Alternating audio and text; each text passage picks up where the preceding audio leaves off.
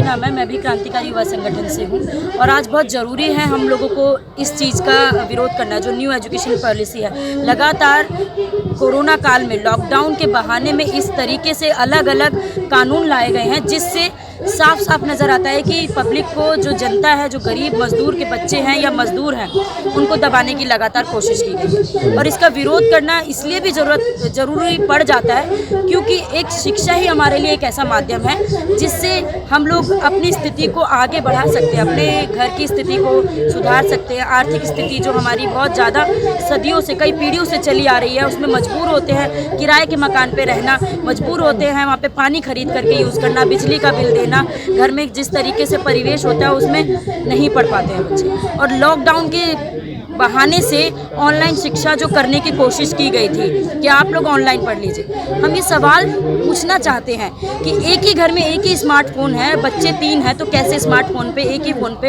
एक ही टाइम पे कैसे क्लास ले पाए? ये ढकोसला है, सिर्फ अपना दिखावा दिखाना चाह रहे हैं। और अभी भी जैसे मंदिर खुल जाते हैं, पब खुल जाते हैं, सिनेमा हॉल खुल जाते हैं, स्कूल क्यों नहीं खुलते हैं, कॉलेज क्यों नहीं खुलते? ये हमारा सवाल लगातार जारी है क्योंकि साफ साफ नज़र आता है शिक्षा ही हम लोगों को और चेतना अपनी और जागरूक बना सकती है और उन लोगों के पर्दे को हटा सकती है जो वो लगातार वो डालना चाहते हैं, उसको छुपाए रखना चाहते हैं। हम लोगों को सबको मिलके, ये जो गरीब बस्ती में से बच्चियां आती हैं उनसे पूछो कि वो किस तरीके से पढ़ पाती है, वो स्कूल तक जहां पहुंच पाती है, उनसे सवाल करना चाहिए कि किस मजबूरी में एक छोटे 4 बाई 4 का कमरा होता है। मैंने खुद जा कर के देखा है वहाँ की स्थितियाँ। घर में पापा बीमार हैं, अटैक हुआ है, बच्ची 300 रुपये फीस नहीं भर पाई है सरकारी स्कूल में। अब कोई कहेगा कि 300 रुपये सरकारी स्कूल में कहाँ से लिए जा रहे हैं, उसका भी मेरे पास जवाब है। 9th क्लास की बच्ची है जो 2 बार किसी दिक्कत से फीस नहीं भर पाई तो उसको फेल कर दिया गया, 300 रुपये मात्र वो दे नहीं पाई, इतनी कंडीशन खराब है। वही बच्ची अगर वो आगे बढ़ना चाहती है तो वो नहीं बढ़ पा रही है क्योंकि उसका 2 साल से वो बैठी है, ना तो 10वीं कर पा रही है, ना ओपन से भर पा रही है। तो ये कंडीशन कहाँ पैदा होती है? ये कंडीशन तब पैदा होती है जब मजदूर को ना तो पूरी दिहाड़ी मिलती है, ना तो मजदूरी मिलती है, ना तो घर में जो बच्चा या कोई बड़ा बीमार है, बड़ी बड़ी महंगाई कर दी गई है, स्कूल प्राइवेट हो गए हैं या अस्पताल प्राइवेट हो गए जिसमें इलाज जो है वो सस्ते नहीं हो पा रहे हैं। और सरकारी अस्पतालों के भी हम हालात जानते हैं कि किस तरीके से वहाँ पे इलाज लेना बहुत दिक्कत होता है। एक बेड पे 2-2, 3-3 मरीज है जहाँ पे हम इलाज कराने जाते हैं, दूसरे की बीमारी लेने जाते हैं। आपने सरकारी स्कूल, सरकारी स्वास्थ्य व्यवस्थाओं की बात करी, सरकारी नौकरियों का हाल पता है आपको? वो भी हम जानते हैं। जो अच्छा पैसा लेकर के प्राइवेट स्कूल में लाखों की फीस में पढ़ पाएगा बच्चा, वो आगे अपने सरकारी कॉलेजों में जो सरकारी स्कूल के बच्चों का पहले अधिकार बनता है वो नहीं ले पाते हैं। तो यानी वो सस्ती जो फीस है उससे महंगे जो बच्चे अपना सोचते हैं कि हम अच्छी शिक्षा लेना चाहते हैं, वो शिक्षा लेकर के आगे बढ़ जाते हैं और उन्हीं को ज़्यादा प्राथमिकता होती है नौकरी मिलने की।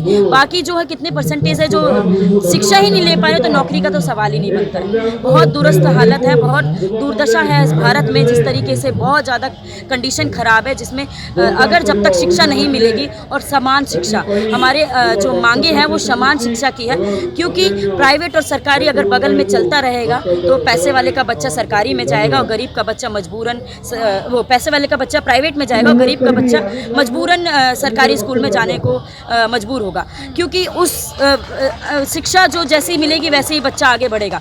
बच्चे की बुद्धि ऐसा नहीं है कि वो उस 2 बच्चे अगर जन्म लेते ही एक जैसी क्रियाएं करते हैं तो उनको जैसा व्यवहार मिलेगा, जैसा माहौल मिलेगा, जैसा वातावरण मिलेगा वैसे ही सीख पाया। हमारे देश में हम अंग्रेजी नहीं जान पा रहे हैं कई पिछड़ी उससे, तो ये दिखाता है साफ कि अंग्रेजों के वहाँ पे बच्चे आराम से अंग्रेजी सीख जाएंगे।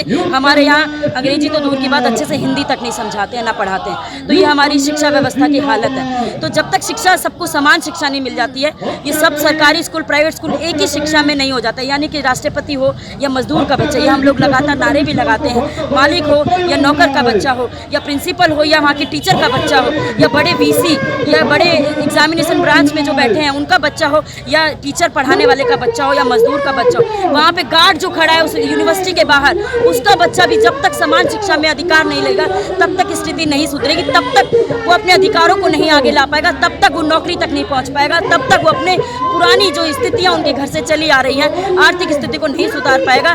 ये शिक्षा को जानबूझ के कमजोर किया जा रहा है ताकि सरकार लगातार जनता को, मजदूर को, गरीब को, दलित को, महिलाओं को दबा सके। और ये विरोधी कानून, बार बार कानून जो लागू किए जा रहे हैं सरकार द्वारा, हम इसका लगातार विरोध करते रहेंगे। तब तक विरोध करेंगे जब तक ये वापस नहीं हो जाते, तब तक हम लड़ेंगे, तब तक हम अपने अधिकार मांग नहीं लेते। नहीं देंगे तो हम छीन के लेंगे। और ज़्यादा संख्या में हम लोग इकट्ठे होंगे और ज़्यादा इलाकों में जाएंगे जिन जिन के मुद्दे हैं, जिन जिनों के इलाकों में मजदूरों, दलितों और जो ऐसी बस्तियां हैं जो दिल्ली में ही इतनी पिछड़ी अगर कहीं जाए, उधर तक तो सुविधाएं नहीं पहुंच पा रही है, पानी तक नहीं पहुंचा पा रहे हैं। मंगल ग्रह में हम लोग पत्थर लेके आ जा रहे हैं, शर्म की बात है। साइंस जिसके लिए डेवलप हो रहा है, इधर तो देख लो जहाँ पे पहाड़ी इलाके में आनंद पर्वत जो बलजीत नगर का इलाका है, वहाँ पे पानी नहीं पहुँच रहा है, बिल्कुल नहीं हो पाता है। वहाँ शिक्षा व्यवस्था आप जाके देखिए, वहाँ पे बहुत बुरी हालत है। वहाँ की ये बच्ची है जो 11th क्लास में अभी है, बलजीत नगर, आप इनसे भी पूछिए किस कंडीशन में आज क्यों जरूरत पड़ी इन लोगों को यहाँ पे आने की। स्कूल की छुट्टी लेके बच्चे यहाँ पे आ रहे हैं, इनसे पता कीजिए। ये बच्ची है जो वहाँ से आई है तो बहुत ज़्यादा कंडीशन खराब है। बच्चे स्कूल की पढ़ाई क्यों छोड़ने के लिए मजबूर है? क्योंकि शिक्षा मिल ही नहीं रही है। 13 साल की बच्ची होती है, स्कूल में शौचालय नहीं होता, इसलिए वो किशोरावस्था में अगर जाती है तो उसको स्कूल छोड़ने पे मजबूर होना पड़ता है। ये सारी कंडीशन जानबूझ के रखी गई है कि ताकि खुद से फिर एक दो एडिशनल कोर्स ला देते हैं। शर्म आनी चाहिए। आप शिक्षा को ही लगातार वादा कर रहे हैं कि हम शिक्षा बेहतर कर रहे हैं, विकास कर रहे हैं। जब तक जमीन में हमें कहते हैं हम आपको थाली दे रहे हैं, खाने के लिए भोजन ही नहीं है तो हम कैसे पेट भर के खाना खा लेंगे? हमको बोला जाता है कि आपको प्यास बुझानी है, प्यास बुझानी। चम्मच भर पानी का प्यास हमें पिलाएंगे तो प्यास नहीं बुझ पाएगी। ये जरूरत है जानने की, सब लोगों को जानने की जरूरत है जहाँ जहाँ शिक्षा नहीं पहुँच रही। तो दिल्ली राजधानी जो दिल कहा जाता है, वहाँ पे शिक्षा की इतनी बुरी हालत है, इतनी दुर्दशा है। दूसरे देशों में, दूसरे इलाकों में जो दिल्ली से बाहर है, अलग अलग राज्यों में देखेंगे वहाँ तो और बुरी कंडीशन है।